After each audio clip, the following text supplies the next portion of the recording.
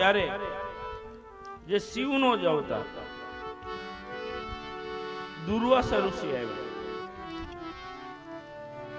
એટલે કીધું કે ઓહો દુર્વાસા મુનિ ઋષિ તમે આવ્યા, ખૂબ આનંદ થયો. આજે જ મારે પારણા કરવાના, તમારી હાજરી વિશેષ આનંદ થયો. તમે જ મને પારણા કરાવો. દુર્વાસા ઋષિ તો, અને દુર્વાસા ઋષિને તમે બધા ઓળખો છો, એ સ્વયં મહાદેવનો અવતાર હતા અને અતિશય ક્રોધી ઋષિ હતા.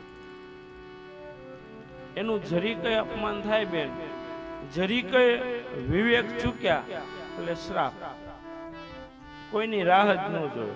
આવા આ ઋષિ આવ્યા છે, ભોજનની બધી વ્યવસ્થા કરી, પણ દુર્વાસા ઋષિએ કીધું રાજન અમરીશ, અવશ્ય હું તને પારણા કરાવ, પણ